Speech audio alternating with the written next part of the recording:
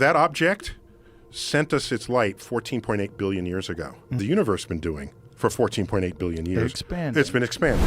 For decades, we believed we had measured the universe. Cosmology felt settled. We knew how old the universe was.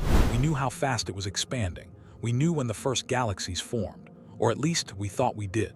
Then James Webb opened its mirror and the early universe didn't look young. It looked mature. Massive galaxies appeared where only faint smudges should exist. Structures that shouldn't have had time to form already there. And if those images hold up, the problem isn't small. It means our timeline of the universe might be fundamentally broken. Welcome to Simulation Hypothesis. This is where we slow down the headlines and follow the science all the way to the uncomfortable places. Not hype, not conspiracy, just physics, data, and the moments when the universe quietly refuses to behave. If you're new here, stay with us and subscribe. Because what James Webb has revealed isn't a minor correction, it's a scale problem. And when scale shifts, everything shifts. For most of modern cosmology, the story of the universe has felt almost elegant. It began 13.8 billion years ago. It expanded from an extremely hot, dense state. Tiny fluctuations in the early plasma eventually grew into stars, galaxies, clusters. Dark matter helped structure form. Dark energy accelerated expansion later. The cosmic microwave background mapped the infant universe with stunning precision. And from all of that, we extracted numbers. Clean numbers, confident numbers. The age, about 13.8 billion years. The expansion rate, roughly 67 kilometers per second per megaparsec, depending on which method you trust. The observable universe, about 93 billion light-years across. Those numbers were not guesses. They came from decades of measurements, from the Hubble Space Telescope, from supernova surveys, from the Planck satellite mapping the cosmic microwave background. Neil deGrasse Tyson has often emphasized how remarkable it is that we can measure the universe at all, that we can look at faint light traveling billions of years and reconstruct cosmic history. It's one of science's greatest triumphs. But triumph can quietly turn into overconfidence, because behind those neat values was already a crack. It's called the Hubble tension. For years, astronomers have measured the universe's expansion rate using two fundamentally different approaches.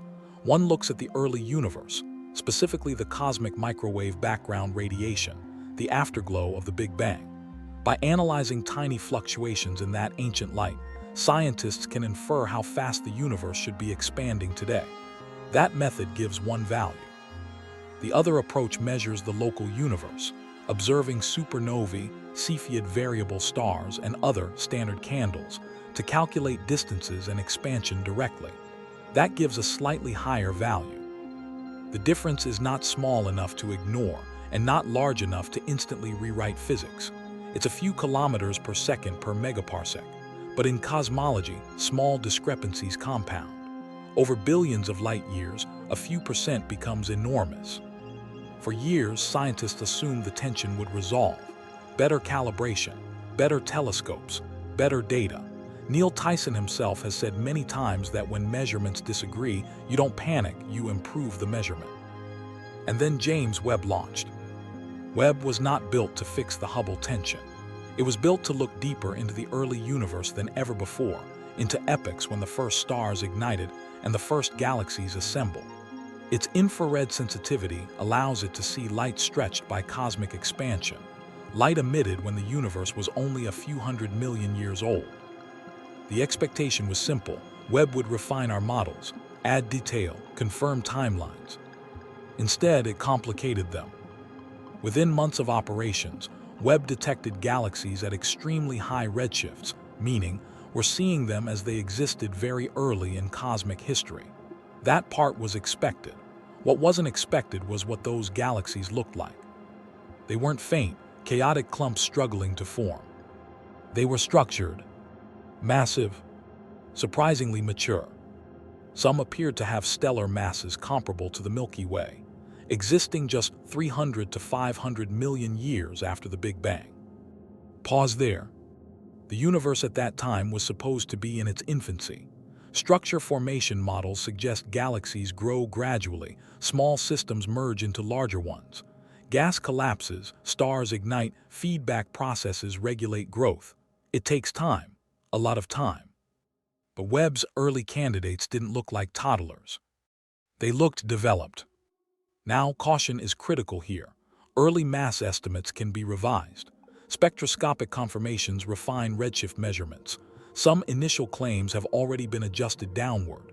Neil deGrasse Tyson frequently reminds audiences that extraordinary claims require verification, not excitement. Science is iterative. Nevertheless, even after refinement, a pattern remained. Galaxy formation seemed more efficient, faster, and earlier than our standard models predicted. And that's where the scale problem begins. Because if galaxies formed earlier than expected, it means either structure formation physics is incomplete, or the timeline we're applying is off. If the expansion rate is slightly different than we think, then our distance calculations shift. If distances shift, ages shift. If ages shift, formation windows change. In cosmology, everything is interconnected. Imagine using a ruler that's just slightly warped. You measure a room and it seems precise. But if that ruler is bent, every distance you record carries that error. Now scale that to billions of light years. Webb didn't scream, "Everything is wrong." It whispered, "Look again." And when astronomers looked again, something else emerged. The earliest galaxies appear not just present but surprisingly bright. Brightness implies star formation. Star formation implies gas cooling efficiently. Cooling requires certain conditions: metallicity, density fluctuations, gravitational wells formed by dark matter halos.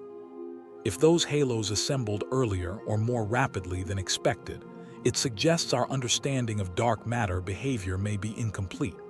Alternatively, feedback processes, like radiation from early stars suppressing further formation, might not have operated the way we modeled.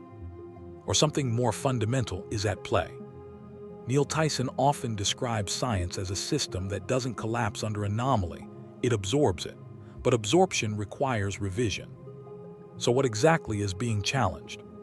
First, the timeline of galaxy assembly. Second, potentially, the inferred expansion rate. Third, indirectly, the size of the observable universe itself. The observable universe is defined by the distance light has traveled since the Big Bang, accounting for cosmic expansion. If expansion history differs even slightly from what we've calculated, then the radius of what we can see changes. And because expansion has not been constant, slowing during matter domination, accelerating under dark energy, the math is sensitive. Webb isn't directly measuring the total size of the universe. That remains unknowable beyond our horizon, but it is probing the early chapters of cosmic history more clearly than ever before. And clarity is dangerous when assumptions are fragile. For decades, cosmologists believed the first billion years followed a fairly well-understood arc: recombination, dark ages, reionization, galaxy assembly. Now that arc looks compressed. Galaxies are appearing earlier than models comfortably allowed. That doesn't automatically mean the universe is older. It doesn't automatically mean expansion is wrong. But it means the interplay between expansion, structure formation, and dark matter behavior may need recalibration. Tyson has emphasized in interviews that the beauty of science is not in being right, it's in correcting itself. The public often imagines science as delivering final answers. Scientists know it delivers provisional ones. Still, provisional doesn't mean careless, it means evidence-driven. Webb's evidence has not overthrown cosmology, but it has tightened the pressure points. And here's where the scale question deepens. If the early universe formed large structures faster than expected, then the density fluctuations in the primordial plasma may have been slightly different. Those fluctuations are encoded in the cosmic microwave background. If Webb's findings imply adjustments there, then the entire chain of inference from Planck measurements to present-day expansion could require subtle shifts. Subtle shifts in cosmology are not subtle in consequence. A 5% adjustment in the Hubble constant affects age calculations by hundreds of millions of years. It affects how we interpret redshift distance relations. It affects how we infer the size of the observable universe. The public hears bigger and imagines doubling. In reality, bigger might mean recalibrating the cosmic horizon by billions of light years. And yet, it's not even about magnitude alone. It's about humility. Because for the first time in decades, cosmologists are openly entertaining the possibility that our standard model, lambda CDM, while incredibly successful, might not be complete. Dark energy, represented by the cosmological constant, assumes a constant energy density driving acceleration. But what if dark energy evolves? What if it's dynamic? What if early dark energy contributed differently than we assumed? Those possibilities could relieve the Hubble tension. They could adjust expansion history in ways that reconcile early and late measurements. But they also imply that our simple narrative of cosmic expansion was, at best, incomplete. Webb didn't find an error labeled universe size incorrect. It found tension in the early chapters. And when the beginning of a story shifts, the ending does too. Because if the early universe behaved differently than we modeled, then the distance scale anchored to that behavior shifts as well. Which brings us to the unsettling realization. We may not have miscalculated because we were sloppy. We may have miscalculated because the universe is more complex than our current equations. Neil deGrasse Tyson has often said that the universe is under no obligation to make sense to us. Webb is proving that point. The galaxies it sees at redshift 10, 12, even 13 are not just distant objects. They are timestamps. They are snapshots of a universe still cooling from its origin, and they're telling us that something in our growth model needs revision. And when you revise growth rates, you revise scale. Not dramatically overnight, not recklessly, but inevitably, which means the true scale of the universe, not the poetic one, not the philosophical one, but the measured one, may not be as settled as we thought. And if the ruler bends even slightly, the horizon moves. So if the early galaxies are heavier, brighter, and more mature than our simulations predicted, then the uncomfortable question is no longer, how did they form so fast? The real question becomes, did we misunderstand the ruler we're using to measure the universe itself? Because when James Webb looks deep into space, it isn't just looking far away, it's looking back in time. Every photon it captures left its source billions of years ago. The deeper Webb sees, the younger the universe is in that frame. And that's where the problem sharpens. According to the standard cosmological model, the universe is about 13.8 billion years old. That number comes from precise measurements of the cosmic microwave background, the afterglow of the Big Bang, combined with our understanding of expansion. But those calculations depend on assumptions about how fast space expanded at different times. And Webb is now observing structures that seem to have formed faster than that expansion history comfortably allows. Neil deGrasse Tyson often reminds audiences that cosmology is not guesswork, it's model fitting. We build equations that describe how matter, radiation, and dark energy evolve over time. Then we test those equations against observation. For decades, the model worked beautifully. But Webb is stress testing the early chapters. And stress reveals cracks. Let's talk scale clearly. When we say the observable universe is about 93 billion light-years across, we are not saying light has traveled 93 billion years. We're saying that because space has been expanding for 13.8 billion years, distant regions have moved far beyond the naive age equals size estimate. Space stretches. Light travels through stretching space, and that stretching accumulates.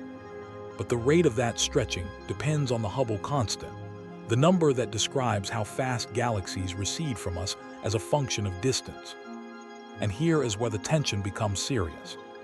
There are two main ways to measure the expansion rate of the universe. One method uses the early universe, specifically the cosmic microwave background, and projects forward using the standard model. The other method measures nearby supernovae and variable stars directly, and calculates expansion based on observed distances today. These two methods do not agree. The early universe measurement gives a slower expansion rate. The late universe measurement gives a faster one. The difference isn't huge, but it's statistically significant. This is known as the Hubble tension. And James Webb is adding fuel to that fire. If early galaxies formed faster and grew larger than expected, then the density fluctuations in the early universe may have been stronger. Stronger fluctuations could imply that matter clumped more efficiently. More efficient clumping means structures formed sooner. And if structures formed sooner, then our timeline of expansion may need adjustment. Even small changes in expansion history compound over billions of years, which means the inferred size of the observable universe could shift. Not collapse, not double, but shift. And in cosmology, shifts matter. Neil deGrasse Tyson has pointed out something subtle about cosmic measurements. We never measure size directly. We measure redshift, brightness, angular scale, and then infer distance using models. Distance in cosmology is not a simple number. It depends on curvature, dark energy density, matter density, and expansion rate. Change one parameter, and every distance in the universe recalibrates. James Webb isn't directly measuring the size of the universe, but it is forcing us to reconsider whether the model that produced our size estimate is missing something. Now let's escalate further. There is a concept in cosmology called the cosmic horizon. The observable universe has a boundary, not because there is a wall, but because light from beyond that boundary hasn't had time to reach us. That boundary depends on the age of the universe and its expansion history. If the universe expanded slightly differently in its early stages, perhaps due to a temporary burst of early dark energy, then the horizon would be slightly different too. Even a subtle change in early expansion modifies the radius of what we can see. And that means the cosmic map we grew comfortable with may not be the final draft. But here's where things get even more interesting. The observable universe is only the part we can see. The full universe, beyond the horizon, could be vastly larger. Inflation theory suggests that the universe expanded exponentially in a fraction of a second after the Big Bang. That expansion could have stretched space so dramatically that what we observe is just a tiny patch of something far bigger. Some models suggest the universe could be thousands, millions, or even infinitely larger than the observable region. The key word is observable. James Webb is refining the boundaries of what we can observe, and in doing so, it is indirectly tightening constraints on what lies beyond. Because if early structure formation behaves differently than predicted, then inflationary parameters may need tweaking. And inflation determines how large the total universe might be. So what Webb is touching isn't just galaxy formation. It's the geometry of reality.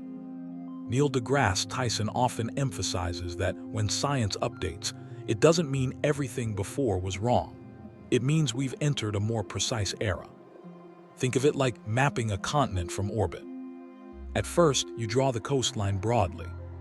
Then you refine bays and inlets.